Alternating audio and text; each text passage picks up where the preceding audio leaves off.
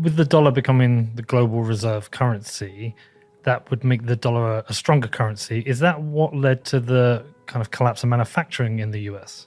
It certainly played a big role. I mean, to some extent, we've seen it worldwide, where obviously automation's been a big role.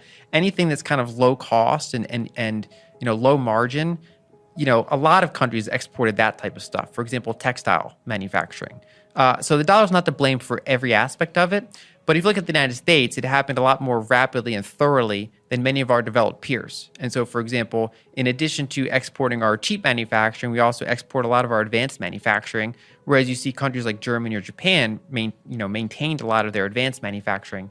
And this comes down to, when every country needs dollars, as you point out, it basically strengthens the dollar.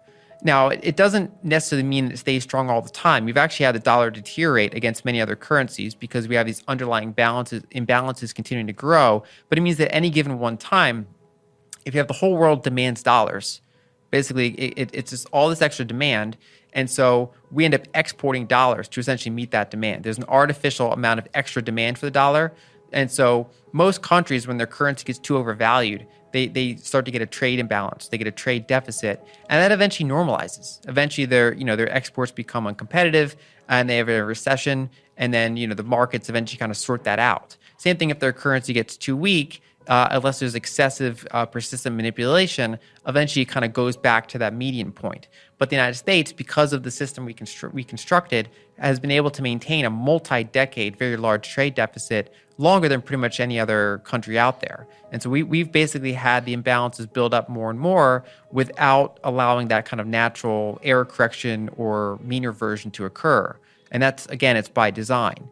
And so the major beneficiaries of the system are those, close to the money printer. So if you work in DC, not just the politicians, but the lobbyists and all the ways to influence DC, the infrastructure around DC essentially, as well as Wall Street, as well as very, very high margin businesses, like, for example, information technology, healthcare, right? A lot of that, if you work in those types of fields, you did very, very well. If you worked in fields that make things, right? So you manufacture, or if you work in jobs that are associated with that. So, for example, there are, if you were working at a restaurant that served, upstate New York or somewhere in the Midwest, for example, a lot of that was deindustrialized. And so it wasn't just manufacturing jobs. It was all sorts of areas in the region. So you can kind of almost characterize it by industry as well as by region. Essentially, the coast benefited more or less at the cost of the center of the country. And so those imbalances have grown over time, and it can be very hard to pinpoint for a lot of people, where those causes are. They know that there's wealth concentration, but they don't know why. And so, again, some of this is global. But for example, if you look at wealth concentration in the United States compared to many other developed countries, the United States is near the top of the list in terms of wealth concentration, in part because we've had these more deliberate policies that kind of gutted our working class and middle class type of jobs at the expense of kind of amplifying some of those really high-end jobs, or the ones that kind of control the capital. What would the impact of this be if the petrodollar was to collapse? What would the impact be for the US? Well, I mean, I think there'd be multiple issues. So one, there's two layers of it. There's medium exchange and store value. So if they start to do medium exchange outside of the dollar and the SWIFT system, right, then that reduces the United States' sanctionability and essentially hegemon status. Well, so the Russia-India deal was in response to sanctions to certain Russians as well.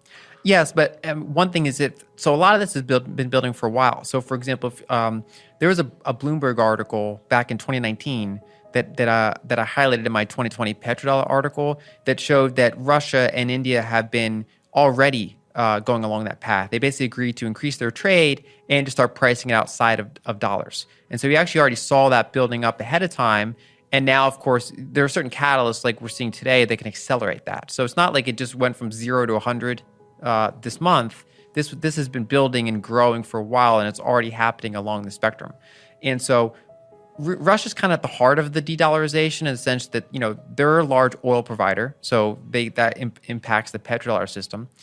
And they have massive trade with Europe, China, India, and other countries. And so because they've been aggressively de-dollarizing, the fact that these other peers go along with it, many of them either neutrally or that they also have an interest in doing it as well, like China, for example, they de-dollarize. Now, there's two layers of it. So one is the medium of exchange, how they actually make the payments, because that can mean that the U.S. is unable to block them from trading. If they trade within a dollar-based system, the United States can block, two countries from trading that have nothing to do with the United States, which is kind of crazy if you think about it. How do they block? Is it the specific transactions they can block? Because I don't actually understand how these dollar transfers happen. So they cut them off from the SWIFT system. Right. And there are people that can go down that rabbit hole way better than I can. But essentially, if you're in the dollar-based system and you're using these interbank transfers, the United States has kind of veto power over that essentially. And so basically they can sever them from the system. And that happens in extreme cases, like with Iran, for example. They get completely cut off. Other times it's more kind of a, sanctioned without the nuclear option of just completely cutting them out of it. And so that's the medium of exchange aspect. And then the other question is where they hold their foreign exchange reserves. Do they hold treasuries, for example, or do they hold other things? And so Russia, for example, has decided not to really hold treasuries anymore and to hold mostly euro-denominated assets as well as gold and some other types of assets.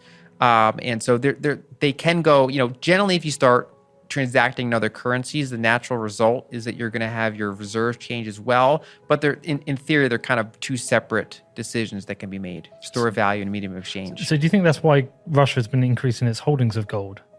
I do. Basically, I think they've been trying for a long time to make themselves more sanction resistant, or you can never really make yourself completely sanction immune in this world, given how dollarized everything is. But there are some countries that if they're cut off from the SWIFT system, they're overnight they're in trouble. Whereas if you have enough of your trade denominated outside of dollars and you have a lot of reserves, and Russia has quite a bit of reserves relative to the size of their GDP, then they're very strong against that. So the more self-sufficient they are, and then the more outside of the dollar system they already are, the better they are. So Russia is actually arguably one of the strongest countries when it comes to being able to withstand heavy sanctions. Before we continue, help us clicking that YouTube like button and subscribe now to our channel.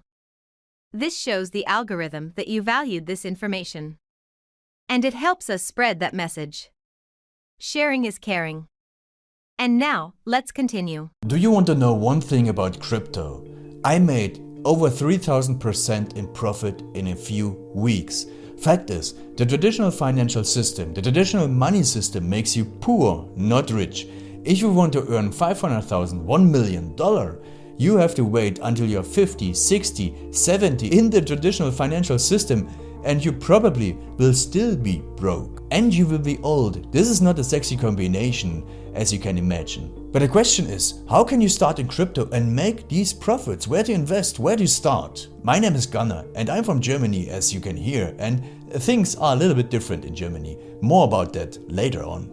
Fact is, there are lots of different cryptocurrencies. It's a gigantic universe where beginners and professionals get easily lost. But there is light at the end of the tunnel. There are 7 key steps you need to follow to become successful in this market. You have to know them, and if you fail one of them, it's literally impossible to succeed in this market. Just an example, one of the key points is your exchange, and one of the biggest are, for example, Binance and Coinbase. These are trusted and well-established exchanges, but, and this is a big but, you won't find the super profitable coins on those exchanges. The unknown super profitable coins that get gigantic profits are not traded on those kind of exchanges. They are traded on much smaller insider platforms that are barely known. And I can tell you what those super secret exchanges are and why they are so profitable. And another super important thing are the right information sources. The point is, the internet is gigantic. There are hundreds and hundreds of YouTube channels, blogs, pages, and much more. And there are also market makers and influencers. For example, Elon Musk, he is not a crypto guy, but the moment he recommended Dogecoin, it went through the roof, to the moon, so to say. But why did he recommend it? Where did he hear it from? He didn't hear it from newspapers. And believe me, he is listening to someone. But you have to know who, and you have to react before he is reacting. This is really important. And these are only 2 of the 7 steps you have to follow. in order to be successful in crypto. And if you want to know all of these steps in much more detail, and if you want to have a comprehensive checklist, here's what you should do. There is a link below this video. Click on this link and you will get the opportunity to subscribe to my channel. Click on the link and you will see a video where I explain the next steps. So see you soon. Click on the link now. I'll see you there.